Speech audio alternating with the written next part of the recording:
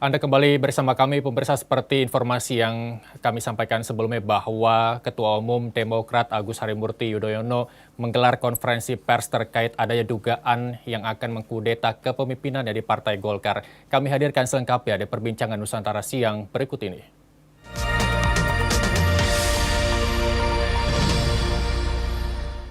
Sudah bergabung bersama kami Mas Gun Gun Herianto, pakar komunikasi politik UIN Jakarta. Halo, selamat siang Mas Gun. Selamat siang, Mas. Iya, kabar baik ya? Alhamdulillah. Baik, kita tahu bahwa kemarin kita dikejutkan dengan pernyataan dari Ketua Umum Partai Demokrat Agus Harimurti Yudhoyono yang mengatakan ada dugaan kudeta yang akan dilakukan oleh lingkaran pemerintahan yang saat ini yang notabene adalah Jokowi. Tanggapan Anda seperti apa, Mas Gun? Sepertinya memang Demokrat di bawah AHY ini sedang menghidupkan yang disebut dengan manajemen isu dan manajemen konflik. Gitu ya.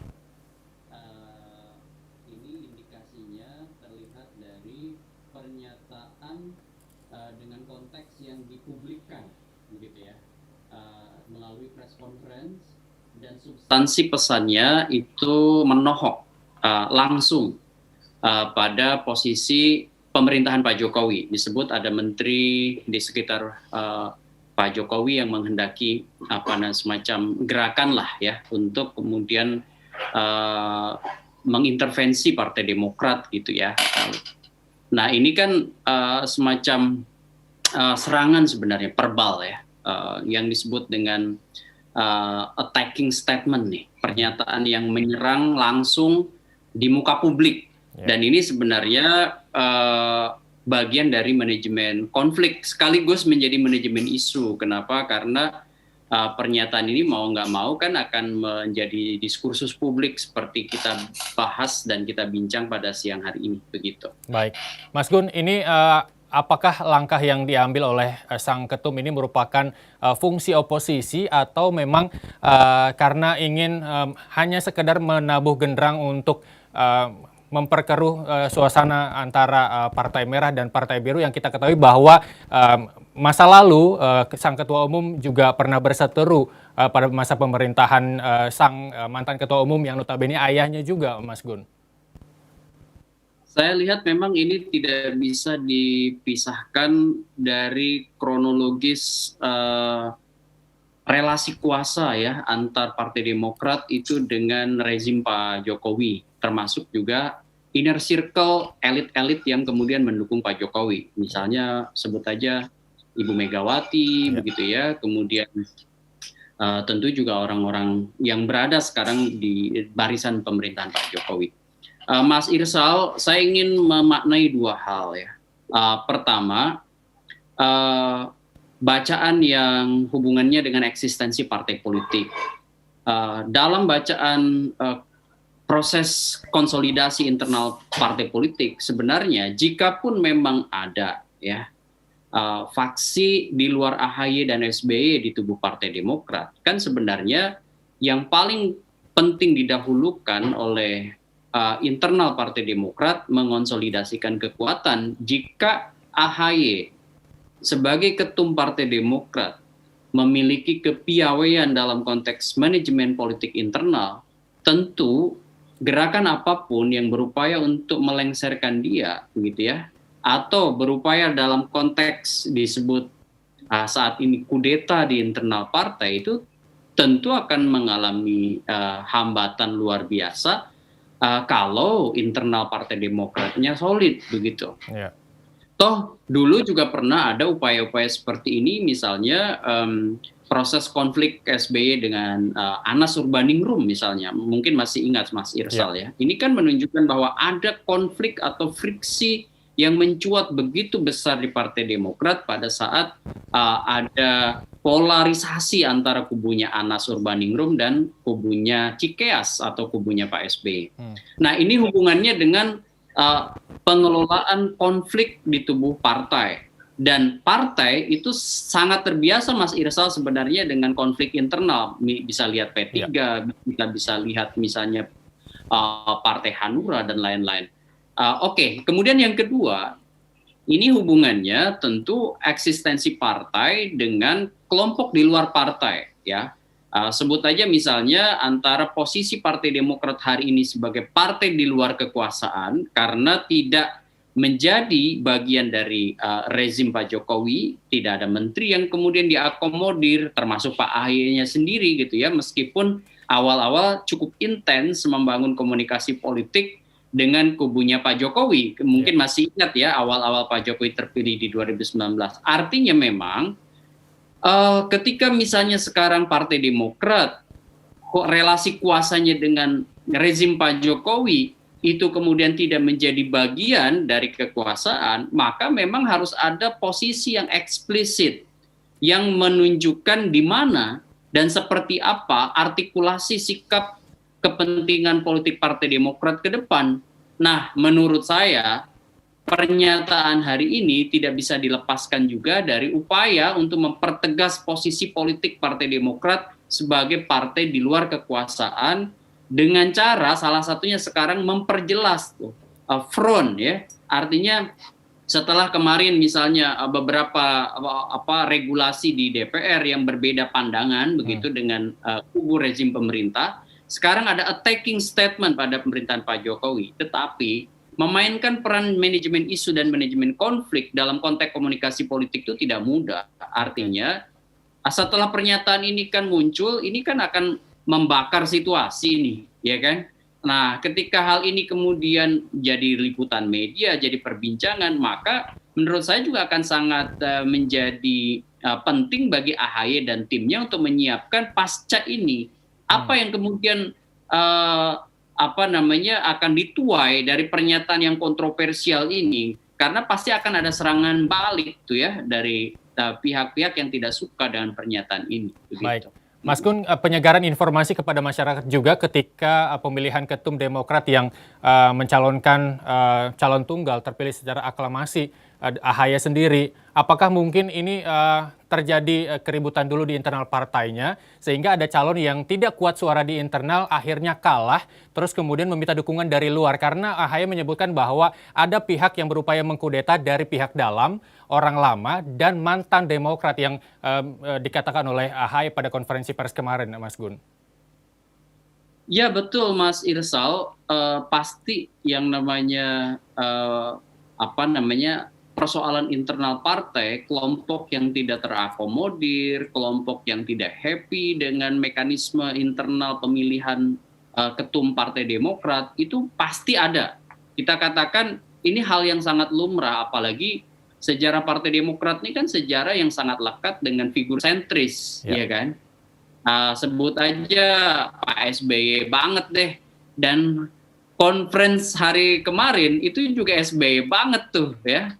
Jadi saya melihat gaya SBY dalam sosok AHY, langgam politiknya itu mengeksplisitkan serangan di ruang publik begitu ya, yang menjadi mekanisme pertahanan dirinya. Jadi itu sebagai bagian dari self defense mechanism tuh, mekanisme pertahanan diri dengan mempublish ya sesuatu melalui press conference, dan itu kan sudah seringkali dilakukan oleh SBY dulu baik sebagai berarti presiden. Masyarakat bisa menilai bahwa keinginan SBY yang belum tercapai diturunkan kembali ke anaknya yang notabene sekarang ketua umum begitu ya, Mas Gun ya.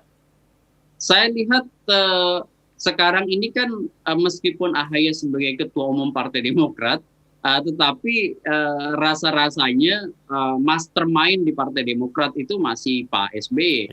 Sehingga gaya press conference kemarin, Mas Irsal, itu saya masih menangkap ini khas gaya SBY nih ya, yang kemudian melakukan semacam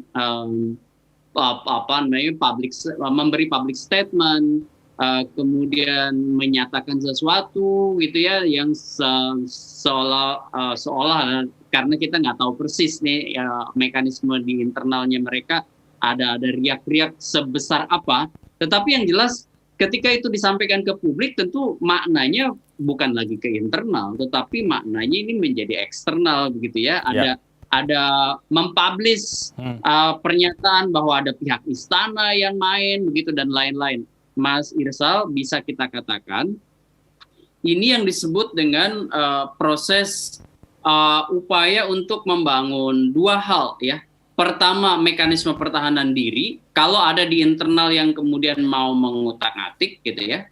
Kemudian yang kedua, juga sekaligus manajemen isu. Karena apa? Ya, Demokrat kan diperbincangkan. Ya. Rumus dalam partai politik tuh kalau kemudian dia tidak ada panggung untuk kemudian melakukan political publicity, ya di situ kekeliruan dianggapnya. Kenapa? Karena dia tidak bisa menghidupkan, tidak bisa memanaskan mesin partainya untuk kemudian menentukan langkah, sikap, dan strategi ke depan begitu. Baik, bukankah AHY seharusnya tidak perlu khawatir ketika kudeta itu akan dilakukan benar-benar nantinya dengan pihak-pihak lain? Bukankah di ADRT partai, setiap partai punya mekanisme sendiri untuk menurunkan kepemimpinan dan mengganti kepemimpinan dan lain sebagainya? Banyak masyarakat yang menilai bahwa ketua umum terbawa perasaan seperti sang ayah ketika saat itu Pak SBY bukan dituding sebagai dalang kerusuhan, tapi memberikan statement bahwa dituding menjadi dalang kerusuhan beberapa waktu lalu, Mas Gun. Iya, ini makanya tadi dari pernyataan saya sebelumnya saya mengatakan bahwa ini sepertinya memang khas Pak SBY sekali gitu ya. Bayangkan kalau ada sekelompok orang di internal, taruhlah didukung oleh kelompok luar partai untuk menggoyang kepemimpinannya, kan yang paling penting sebenarnya kepercayaan diri dia untuk mengonsolidasikan seluruh kekuatan di Partai Demokrat. Ya. Kan tidak mudah juga kemudian tiba-tiba orang digulingkan tanpa kemudian mekanisme, misalnya taruhlah kongres luar biasa begitu ya kan. Kongres luar biasa itu kan juga butuh dukungan dari sekian banyak DPD di Partai Demokrat. Artinya bukan pekerjaan mudah juga begitu. Belum lagi misalnya Mas Irsal, saya ingin mengatakan begini. Pak Jokowi taruhlah misalnya atau inner circle-nya, misalnya siapa yang berkehendak ada menggoyang Partai Demokrat. Terus pertanyaannya tujuannya untuk apa begitu? Iya kan? Masalahnya begini, kekuatan yang berkonsolidasi di rejim Pak Jokowi sekarang udah lebih dari 70%. Gitu ya. Artinya partai-partai yang sekarang kemudian menjadi peta kekuatan real di DPR itu sudah lebih dari cukup untuk kemudian memastikan rejim Pak Jokowi itu bisa sebenarnya aman sampai 2024 begitu ya kan, dalam konteks relasi antar eksekutif legislatif.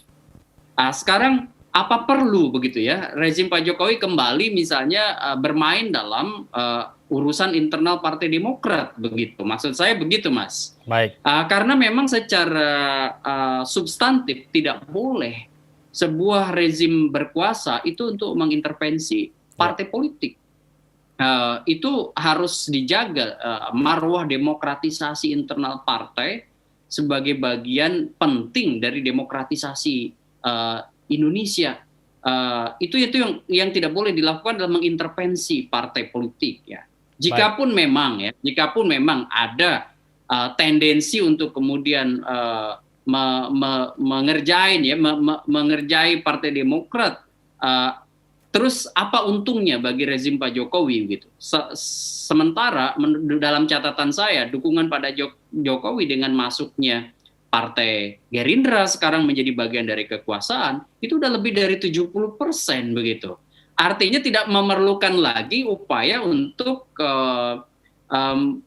intercept ke partai ke partai yang lain di luar partai-partai yang sekarang menjadi bagian dari pengusung kekuasaan begitu. Baik, maksud saya. Selanjutnya Mas Gun, beberapa pihak dari lingkaran istana sudah menantang AHY untuk menyebutkan 5 nama yang ia sebutkan baik dari internal maupun dari eksternal mantan Partai Demokrat. Menurut analisa Anda, AHY akan menggelar konferensi pers serupa untuk menentukan ataupun menyuarakan nama-nama yang dia duga sebagai aktor di balik kudeta Partai Demokrat. Tapi usai jeda berikut, Mas Gun, kita akan kembali sesaat lagi.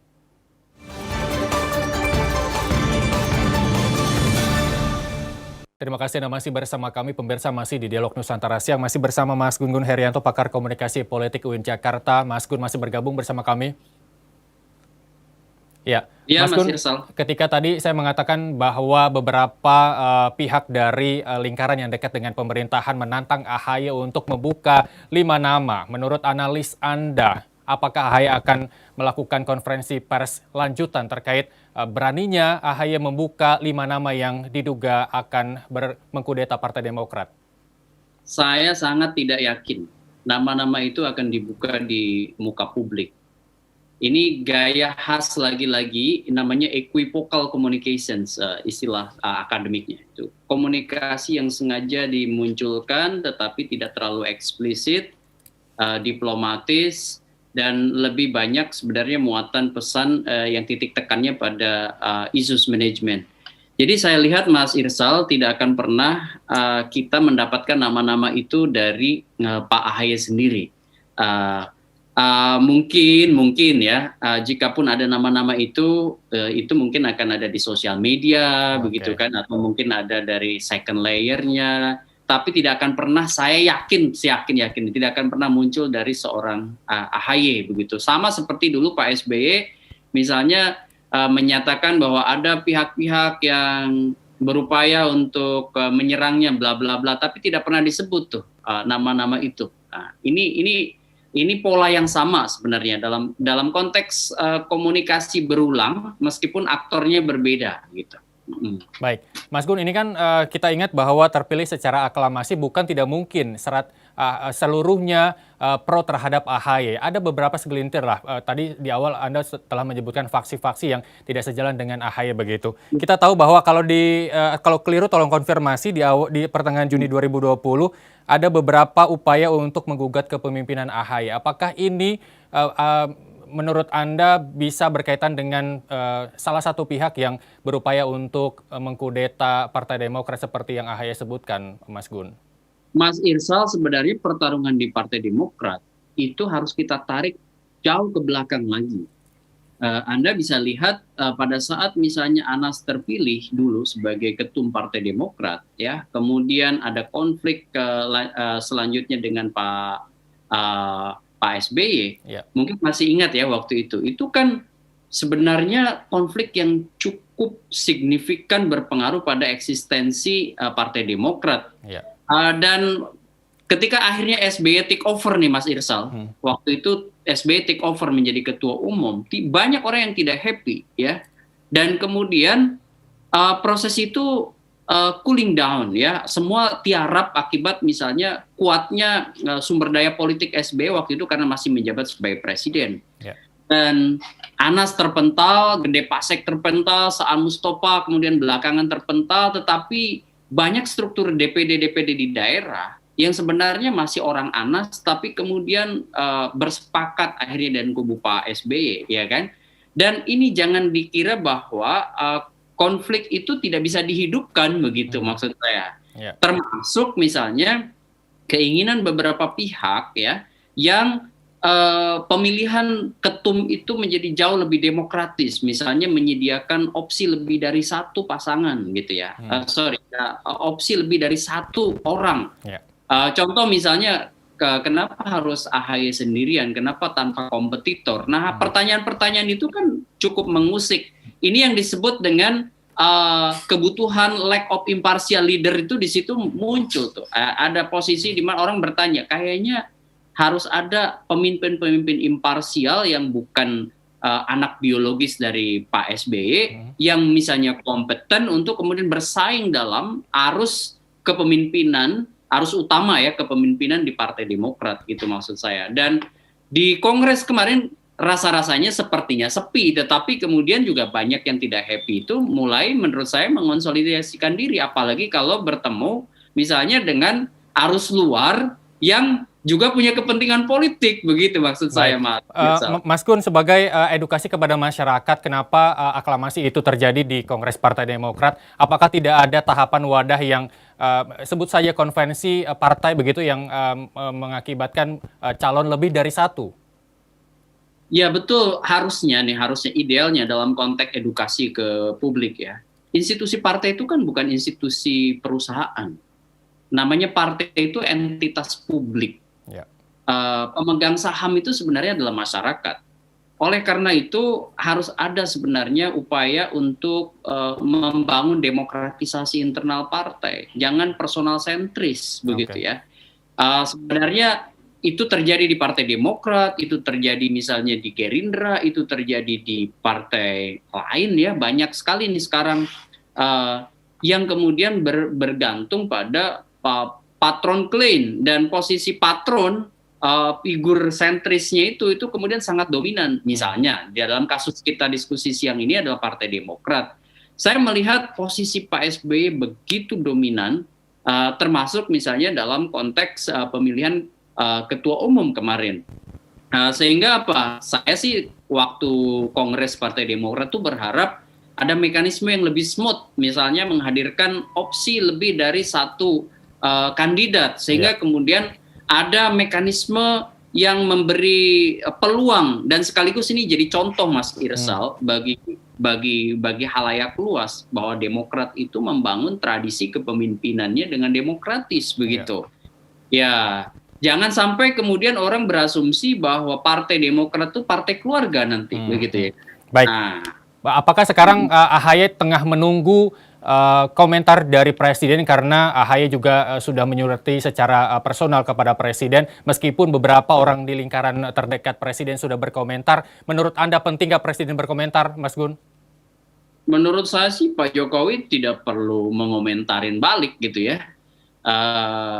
Hal seperti urusan Presiden udah terlalu banyak ya. Jangan sampai kemudian justru urusan-urusan strategis itu terganggu begitu ya. Ya ini biarkan menjadi isu, menjadi perbincangan yang tidak menarik-narik Presiden dalam arus konflik yang sifatnya sebenarnya lebih ke internal partai begitu. Baik. Justru kalau Pak Jokowi menanggapi, apalagi membuat action tertentu, itu menurut saya malah tidak elegan begitu. Baik. Terakhir Mas Gun, sebagai closing statement dari Anda ketika Indonesia sedang berjuang mengatasi pandemi COVID-19 dan beberapa waktu lalu juga vaksin tahap 4 tiba di Indonesia untuk segera didistribusikan ke masyarakat. Apa yang dilakukan oleh AHY saat ini? Bagaimana pengaruhnya terhadap Partai Demokrat mungkin di kemudian hari ataupun di saat ini, analisa Anda? Menurut saya hal-hal seperti ini akan cepat hilang sih ya. Ini namanya bubble isu, satu bubble politik sudah gelembung ya. Baik. Dan tidak akan terlalu berpengaruh signifikan, Mas Irsal. Jadi ini juga saya lihat lebih menjadi strategi AHY dan timnya mungkin untuk menghidupkan eksistensi Partai Demokrat ya, karena lagi-lagi political publicity itu menjadi bagian yang diskenariokan penting dalam konteks eksistensi partai. Menurut saya lebih ke situ sih. Jadi kalau pengaruhnya signifikan atau enggak signifikan. Ya. Baik, ya luar biasa. Terima kasih Mas Gun kesempatan waktunya bergabung bersama kami di Dialog Nusantara Siang. Selamat kembali bertugas, Gun Gun Herianto, pakar komunikasi politik UIN Jakarta.